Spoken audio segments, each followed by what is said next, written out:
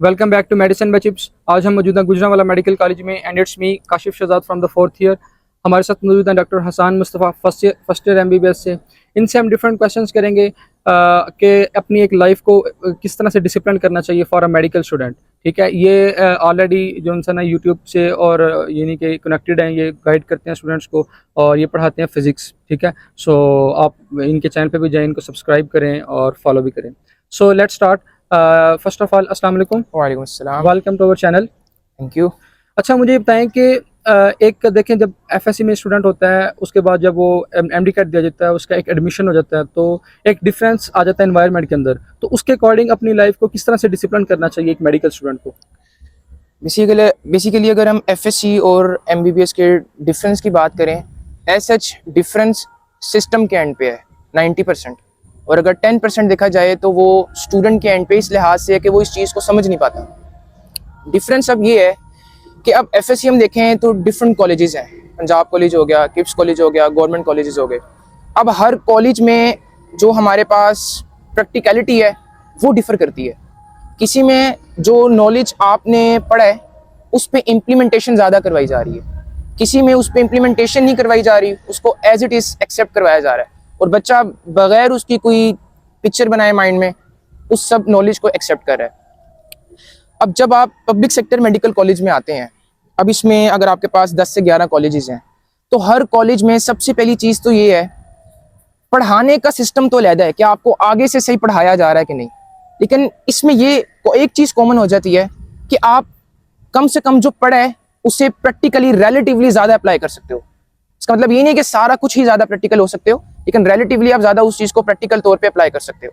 तो एक डिफरेंस जो सिस्टम के एंड पे है वो ये है, और एक बच्चे के एंड पे जो 10% है कि वो इस चीज़ को समझ नहीं पाता। तो इस चीज़ की अवेयरनेस बहुत ज़रूरी है कि जो नॉलेज आप ले रहे हो उसकी रीजनिंग हो आपके पास, आप उसको एज इट इज़ एक्सेप्ट नहीं कर सकते कि अगर ये ऐसे है तो ऐसे, बस ठीक है ख़त्म, फिर उस नॉलेज का फ़ायदा नहीं है। और ये है ना कि MBBS में आके थोड़ा सा ज़्यादा प्रैक्टिकल लाइफ, जो आप जैसे आपने बताया कि हर चीज़ के प्रैक्टिकल्स हो रहे हैं। सो अगर एक बंदा चीज़ समझ जाए तो कंसेप्चुअली ज़्यादा बेहतर समझी जाती है, जबकि FSC के अंदर इतना ज़्यादा कंसेप्ट से बिल्कुल वहाँ पर आप क्रैम करवाते हैं। बिल्कुल क्रैम करोगे नंबर आ जाएंगे। यहाँ पर आप क्रैम कर लोगे लेकिन आप प्रैक्टिकल नहीं हो सकते। आपने OSPE देनी है, आपका वाइवा होना है, आप जितने लॉजिकल होगे उतना आपको नंबर मिलेंगे उस लिहाज से। ठीक है। अच्छा, इसके अलावा मुझे ये बताएं कि जो जैसे एडमिशन हो जाता है मेडिकल कॉलेजेस के अंदर, तो एक जो डेली रूटीन और टाइम टेबल एक क्या होना चाहिए ताकि उसकी एक जो लाइफ है वो डिसिप्लिन रहे? सबसे पहले अगर हम इसको एक इस्लामिक पॉइंट ऑफ व्यू से टच दें तो कुरान की आयत भी है, उसका तर्जुमा, उसका जो मफहूम है वो यही है कि अल्लाह ताला ने भी यही प्रेफर किया है कि रात जो है वो सोने के लिए बनाई है। तो सबसे पहली तो आपकी बेसिक कोशिश ये होनी चाहिए कि जो आपकी रूटीन है उसका जो मेन पार्ट वो ये है कि आप टाइम पर सोएं और टाइम पर उठें। ईशा जो नमाज है वो डे के एंड की इंडिकेशन है कि वो डे ख़त्म हो रहा है। तो सबसे पहले आपकी जो रूटीन है उसमें बेसिक ये चीज़ हो कि आप रात को जल्दी सोएं। अब इसके साइंटिफिकली बेनिफिट्स कितने हैं वो इस सबको इस चीज़ की अवेयरनेस है, इम्प्लीमेंटेशन वो कम है। तो अब रात को जल्दी सोना है, सुबह को जल्दी उठना है, सबसे पहली चीज़ ये। उसके बाद आपने 5 नमाजें तो मेन हिस्सा हैं, 5 नमाजें मेन हिस्सा हैं, कुरान को भी बीच में शामिल करना है क्योंकि ये ब्लेंड लेकर चलना है साथ। उसके बाद आपने अपने जिस्म को भी ना, एक होता है वैसे आप खुराक खा रहे हो, एक आपने उसको फिजिकली भी एक्टिव करना है और उसका रोल बहुत इंपॉर्टेंट है। जब आपकी ये बेसिक इसेंशियल्स हो जाएं, नमाज, कुरान, उसके बाद अब आपने अपने जिस्म को फिजिकली एक्टिव करने के लिए एक्सरसाइज सुबह को ज़्यादा प्रेफरेबल है। तो आप थोड़ी सी एक्सरसाइज लाजमी ब्लेंड करें क्योंकि दिल नहीं करता एक्सरसाइज करने का, लेकिन आप जब करते हैं आप अपने आप को एक डिसिप्लिन वाली कैटेगरी में लेकर आ रहे हैं। उसके बाद अगर आपका कॉलेज है या कॉलेज नहीं भी है तो वो जो आपने अपना पूरा साइकिल, जो आपका शेड्यूल है, आपको पता हो कि आपने ये करना है और डिसिप्लिन रह के वो आपने वो चीज़ करनी है। इस तरह जब आप अपने पूरे दिन का साइकिल चलाते हैं जिसमें आप अपना जो वर्क लाइफ बैलेंस है उसको मेंटेन करते हैं, और जब वो पूरा दिन घूम के आके जब आप जल्दी सोते हैं, शुरू में मुश्किल होगी, बाद में हैबिट बन जाती है। एक दफ़ा जब स्टार्ट हो जाएगा ना, जब बंदा एक पैटर्न पे आ जाता है तो फिर रूटीन बन जाती है, फिर बंदा जो उनसे एडजस्ट कर जाता है, आसानी होती है। ठीक है। इसके अलावा मुझे बताएं कि देखें लाइफ में डिफरेंट टाइप की डिस्ट्रैक्शंस होती हैं। सो अगर हर स्टूडेंट की लाइफ में डिस्ट्रैक्शंस होती हैं, बल्कि स्टूडेंट क्या, अगर कोई अनपढ़ भी है, डिस्ट्रैक्शंस होती हैं, तो उसको किस तरह से अवॉइड करना चाहिए? सबसे पहले जो डिस्ट्रैक्शन है ना, इसका जो ताल्लुक है वो आपके नफ्स के साथ है। आप इसको इस तरह समझें, चीप डोपामीन जो आप लेते हैं, और आपको स्टिमुलस मिल गया कि ये एक डिस्ट्रैक्शन है। सपोज आप रील्स स्क्रॉल कर रहे हैं इंस्टाग्राम पे। अब कॉलेजेस में अगर देखा जाए तो इसमें जो रिलेशनशिप्स है ये एक डिस्ट्रैक्शन है। अब वो आपके लिए स्टिमुलस है। अब वो जब आप वो चीज़ करते हैं, एक बार आपको डोपामीन आता है, अब वो कहता है कि दोबारा डोपामीन निकले। आप चाहते हैं वो स्टिमुलस बार बार, इसे नफ्स कहते हैं असल में। साइंटिफिकली इसको मैं कोरिलेट इस तरह कर रहा हूँ। अब इस चीज़ पे कंट्रोल है और वो आप अपने माइंड से कंट्रोल कर सकते हैं इस चीज़ को। सिर्फ क्या है, आप मेंटली स्ट्रोंग हो, आपको पता हो कि इन डिस्ट्रैक्शंस ने इसका सिर्फ टेम्परेरी वो जो लज्जत है वो आपको मिल रही है। परमानेंट जाके, क्योंकि जब इस्लाम आपके पास रेफरेंस है ना, तो आपको पता है आपने हशर में खड़े होना है। तो ये डिस्ट्रैक्शन, अपने नफ्स पे कंट्रोल, और आप मेंटली स्ट्रोंग हो, नमाज पढ़ रहे हो, तो ये काफ़ी आसान हो जाता है। अब इसमें कंट्रोल ग्रिप आ जाती है। आपको पता है कि मैं अपने माइंड से इसको कंट्रोल कर सकता हूँ। मुझे पता है, एक्सेप्ट करो कि डिस्ट्रैक्शन है, वहाँ से निकलो, अपने काम की तरफ जाओ। हाँ, इससे फिर काफ़ी ज़्यादा लाइफ बेटर हो जाती है।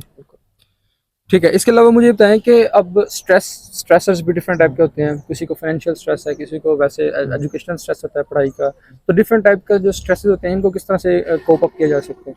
कुरान की आयत है, उसका तर्जुमा ये है कि there is nothing for man except for what he tries. इंसान के लिए वही कुछ है जिसके लिए वो मेहनत करता है। अब उसको अगर स्ट्रेस है फाइनेंशियल, उसको अगर स्ट्रेस है एकेडमिक स्ट्रेस है, किसी भी किस्म का स्ट्रेस है, एक तो वो ये आयत रखे, जो स्ट्रेस उसने ख़त्म करना है वो अपनी मेहनत से ही करना है। क्योंकि अल्लाह ताला ने इसमें बोल दिया, बेशक, शक के बगैर, कि जो कोई मेहनत करेगा उसको उसका सिला मिलेगा। तो ये ख़त्म करने के स्ट्रेस का हल है। अब उसको बार बार सोच के स्ट्रेस लेते जाना, इसको ख़त्म करना है असल में। और वो किस तरह? मेहनत करके। एक और आयत, इन्नल्लाह अला कुल्ली शैइन क़दीर। स्ट्रेस आपको आ गया है, आप ये तो एक्सेप्ट कर रहे हो कि अल्लाह ताला हर चीज़ पर कादिर है। अब जब उस पर अमल करना था, अब आप भूल रहे हो कि अल्लाह ताला हर चीज़ पर कादिर नहीं है। मतलब कि अगर वो हर चीज़ पर कादिर है, तो क्या वो आपका इस स्ट्रेस निकाल के फेंक नहीं सकता? आपकी आजमाइश का वक्त है, आप कितने डिसिप्लिन हो, आप कितने स्ट्रॉन्ग हो, आपके ईमान का लेवल क्या है, ये इस मोमेंट में पता लगेगा आपको। ठीक है, इसके अलावा मुझे बताएं कि what is your motivation behind this, कि आप यानी कितना डिसिप्लिन आप, दैट्स गुड थिंग। तो आपके पीछे क्या मोटिवेशन है? मोटिवेशन, अब इसमें दो तरह की चीज़ें आ जाएंगी। एक यही कि हम चीज़ें ऑब्जर्व करते हैं। देखिए, मेच्योरिटी जो है ना, वो हर बंदे को at the end of the day आ जानी है। फ़र्क 90% और 10% में ये है कि कितनी जल्दी आती है। असल में ये चीज़ है। अब अगर आप ये एक्सेप्ट कर रहे हो कि ये डिस्ट्रैक्शन है और आप निकल रहे हो, और आपको पता है इसके प्रोज एंड कॉन्स क्या हैं, आप इस्लाम को स्टडी कर रहे हो, साथ आप उसको लॉजिकली सोच रहे हो कि डिस्ट्रैक्शन कैसे है, ये अवॉइड करने से क्या होगा, करने से क्या होगा। जब आप ये सब कुछ सोचते हो ना, अब आपको एक फैक्ट पता लग गया है। अब वो फैक्ट आपकी मोटिवेशन है कि ये फैक्ट है, अब वो आपकी मोटिवेशन बन गया।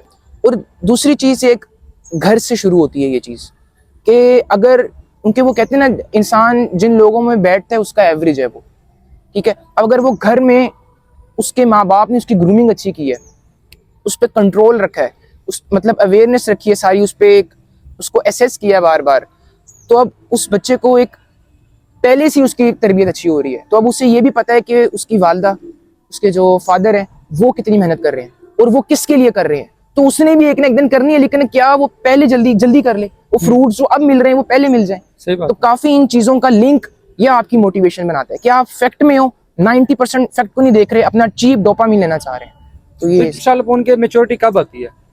आनी तो है जी, जितना जल्दी बंदा मैच्योर हो जाएगा, जी, वो अपने जो राइट ट्रैक पे आ जाएगा और अपने लाइफ को डिसिप्लिन कर लेगा। अच्छा, इसके अलावा मुझे बताएं कि any advice for the students जो कि जिनका एडमिशन होता है, कि वो MBBS जब कर रहे हैं, तो वो जब अगर देखना स्टार्ट अच्छा होगा तो इंशाल्लाह एंड भी अच्छा होगा। तो अगर स्टार्ट ही अच्छा ना हो तो फिर एंड भी इतना ज़्यादा कोई अच्छा होता नहीं है। तो वो अपनी जो लाइफ को, यानी कि एक न्यू लाइफ है, प्रैक्टिकल लाइफ आप कह सकते हैं, कि वो स्टार्ट कर रहे हैं, तो किस तरह से स्टार्ट करें?